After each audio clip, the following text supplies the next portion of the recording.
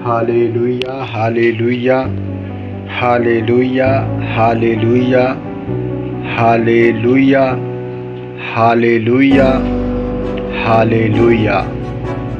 यीशु के लहू की जय हो, यीशु के लहू की जय हो, यीशु के लहू की जय हो।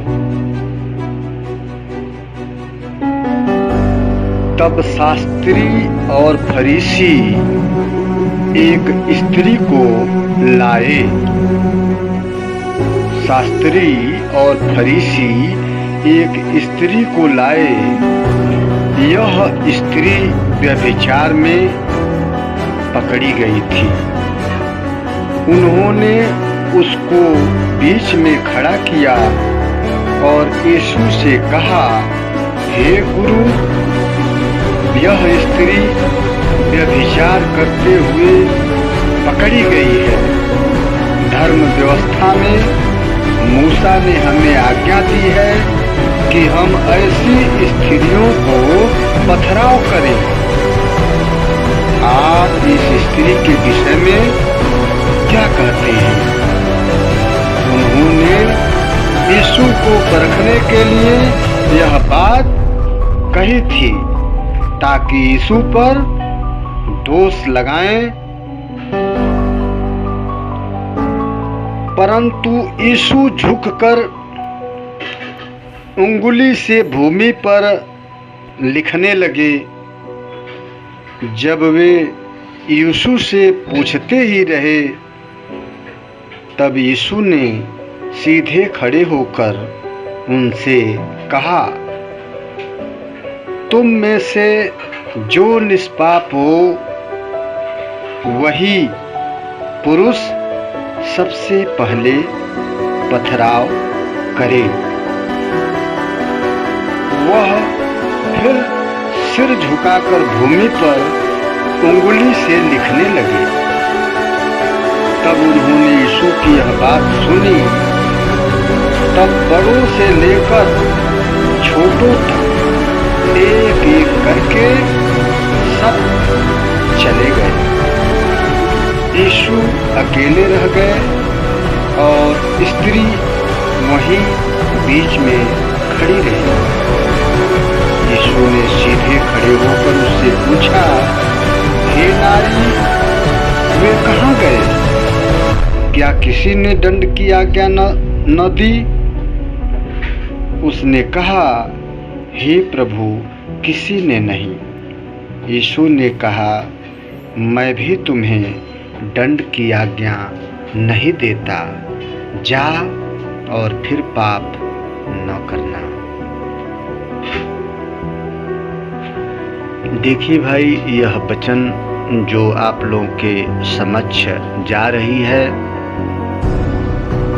यह कहानी ऐसी है कि पुराने नियम में जब मूसा को व्यवस्था दी गई थी, उस व्यवस्था में परमेश्वर के ही द्वारा बातें थी कि अगर कोई व्यभिचार करते हुए पकड़ा जाए तो उसको गांव से बाहर निकालकर और सब लोग पत्थरों से उसको मार डाले। यह परमेश्वर की ही आज्ञा से ऐसा नियम बना हुआ था, लेकिन वह पुराना नियम था और उस नियम का लोग पालन करते रहे। यीशु मसीह का जन्म हुआ, यीशु मसीह का चमत्कार और प्रभुता जब दुनिया में फैल गई और एक से एक चमत्कार जब फरीसी, उस समय के माने जाने धनवान लोग, ज्ञानी लोग, अपने आप को बुद्धिमान समझने वाले लोग जो थे, यीशु मसीह गरीब घराने में जन्म लिए थे और सादे भेष में रहते थे। परमेश्वरत्व तो उनका सब लोग देखते थे, लेकिन जिस कुल में वो जन्म लिए थे और छोटे घराने में जन्म लिए थे, ज्यादा पढ़े लिखे भी नहीं थे, इन सब बातों से वह बहुत जलन रखते थे कि यह कैसा मनुष्य इस पृथ्वी पर है जो मरे हुए को जिंदा कर देता है। परमेश्वर जैसा लिखे हैं पुराने नियम में, उस नियम को भी यह पूरी रीति से नहीं बल्कि अपना नियम उसमें डालकर काम कर देता है और वह भी सफल हो जाता है। तो इन सब बातों से जो है यीशु से बड़ा जलन रखते थे और हमेशा यीशु को नीचा गिराने के लिए और परखने के लिए एक से एक बातें का प्रस्ताव रखते थे कि देखें अब यह क्या कहता है। लेकिन वह तो प्रभुओं का प्रभु था, संसार का उद्धार करता था, परमेश्वर था, लेकिन किसी को वह ये नहीं बताता था कि मैं ही सब कुछ हूँ। और वो लोग मनुष्य समझकर प्रभु यीशु मसीह के पीछे पड़े रहते थे। लेकिन परमेश्वर क्या किसी से हारा है? हमेशा वो हार जाते थे। वैसा ही इस वचन में लिखा हुआ कि एक स्त्री है और वह स्त्री को व्यभिचार करते हुए लोग पकड़े और उसको खलिहान में सब लोगों ने पत्थर उठा लिया। उसी के बीच में यीशु का प्रस्थान हो गया।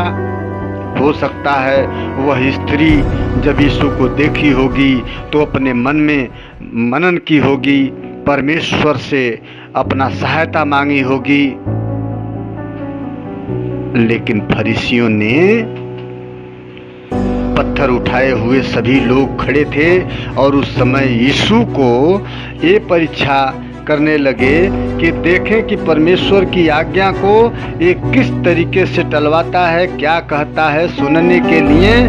और यीशु को परखने के लिए ऐसा प्रस्ताव रख दिया कि हे गुरु, मूसा के व्यवस्था के अनुसार व्यभिचार करते हुए को पकड़ा जाने पर उसे पथराव किया जाए, मार डाला जाए, ऐसा लिखा हुआ है। आप क्या कहते हैं? इस स्त्री को तो हम लोग मारने जा रहे हैं, लेकिन आप क्या कह रहे हैं? उस समय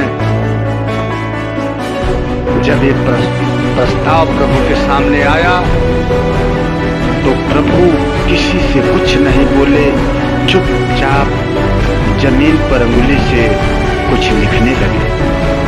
और सब लोग प्रभु की तरफ देख रहे हैं, वह स्त्री भी देख रही है। और ये भी हो सकता है कि वह स्त्री विख्यात होने के कारण प्रभु को जानती है, प्रभु से अपने बचाव के लिए अपने हृदय में मन ही मन प्रार्थना भी कर सकती है। हो सकता है ऐसा भी हो।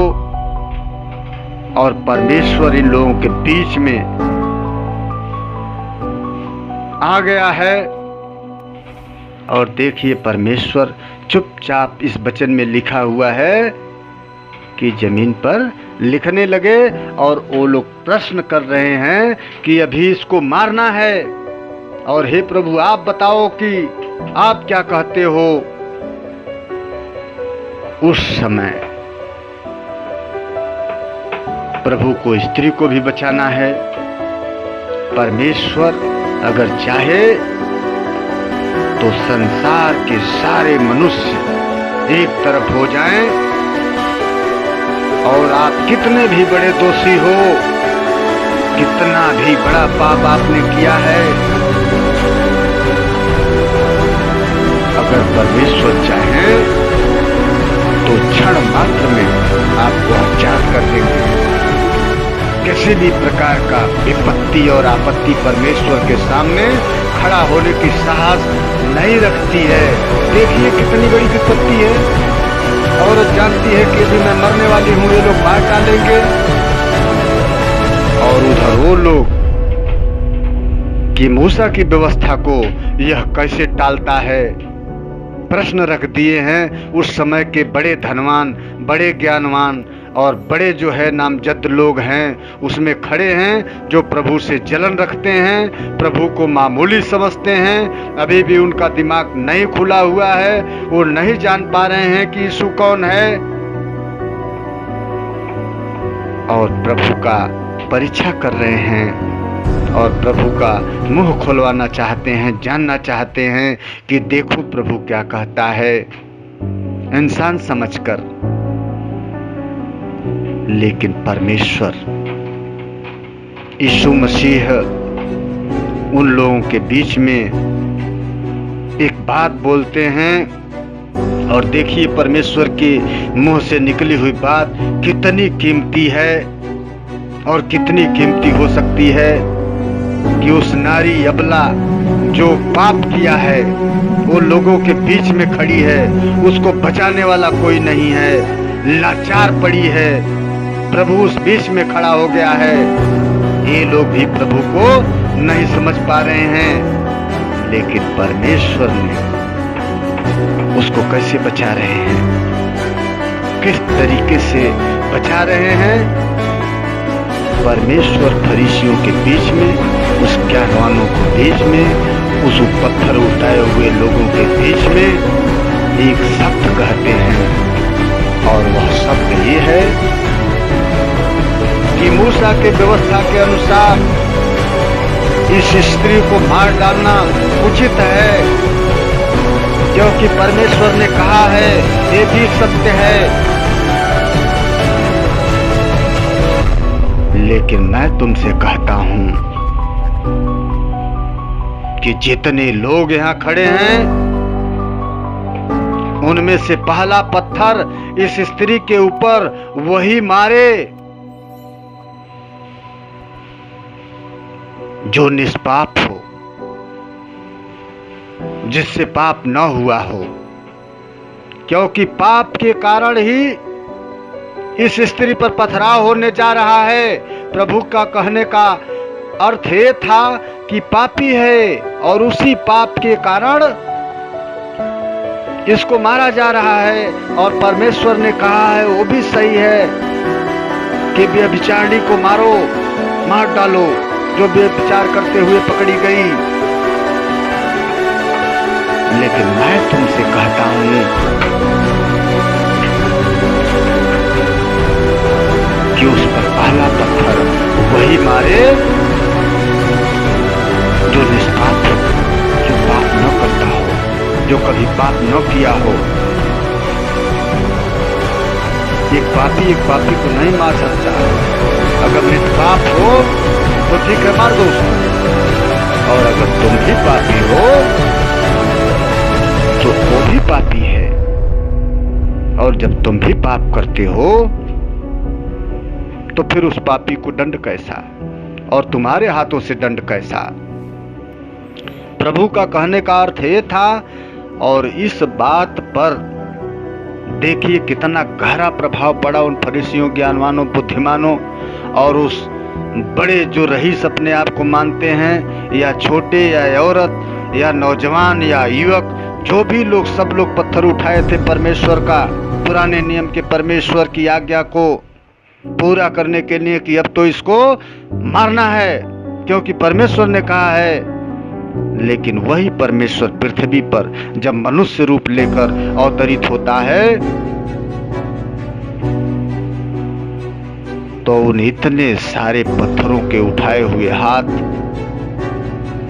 से उस स्त्री की रक्षा कैसे हो रही है कि परमेश्वर के यह शब्द उनके मनों को फेर देता है, और अंदर ही अंदर सब जान लेते हैं कि हमने भी पाप किया है, और एक पापी को सजा नहीं देगा। परमेश्वर ने ऐसा नहीं कहा है कि अगर तुम भी पाप करते हो तो दूसरा कोई पाप करता है तो उसको मारो। अगर तुम निष्पाप हो और तुम मूसा की व्यवस्था पर चलते हो, पूरी रीति से धर्मी हो, तब तुम उस स्त्री को मार सकते हो। और यह बात जब उन लोगों के समझ में आ गई तो एक ने पत्थर फेंक दिया, फिर दूसरे ने पत्थर फेंक दिया, और एक एक करके सबने पत्थर फेंका, और प्रभु के सामने खड़ा होने की साहस उन लोगों की नहीं हुई। सब लोग अपने अपने घर को चले गए, एक भी पत्थर उस स्त्री के सिर पे न पड़ा। सिर्फ यीशु मसीह वहां नीचे अपना सिर को झुकाए और अंगुली से कुछ लिख रहे हैं, ऐसा वचन कह रहा है।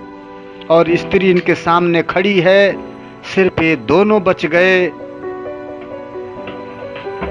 तब यीशु मसीह ने अपना सिर उठाया और स्त्री से पूछा कि क्या तुमको किसी ने एक पत्थर भी नहीं मारा?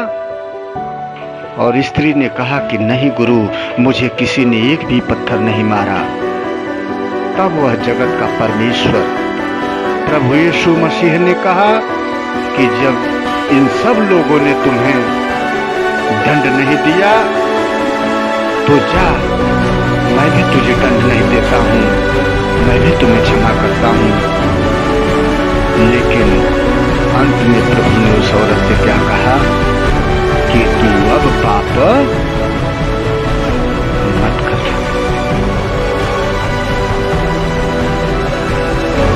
अब पाप मत करना। हे मेरे भाइयों, यह वचन से हमें क्या सीख मिलती है कि जितनों ने पत्थर फेंका वह सब अपने आप को पापी कबूल किए। जैसे इस संसार में आज के युग में कोई निष्पाप नहीं है, सब पापी हैं। अगर हम पापी हैं तो दूसरे को पापी कहने का हक हमें परमेश्वर ने नहीं दिया है।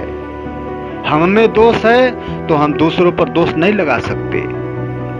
हम शुद्ध नहीं हैं तो दूसरे को अशुद्ध नहीं कह सकते।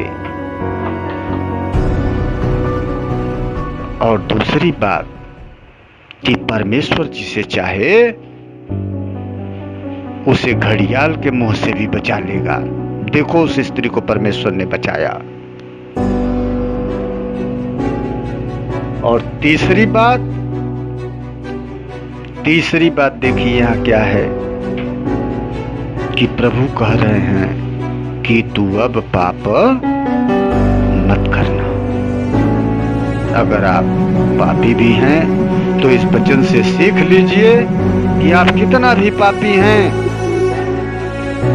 लेकिन अगर आप परमेश्वर के समीप खड़ा होकर और अपने हृदय से परमेश्वर से अपने बचने के लिए रोना शुरू करेंगे, अपने पापों को कबूल करेंगे, तो वह परमेश्वर आपको भी कहेगा कि जा, मैं तुझे क्षमा किया और अब पाप न करना। आमीन। जय यीशु।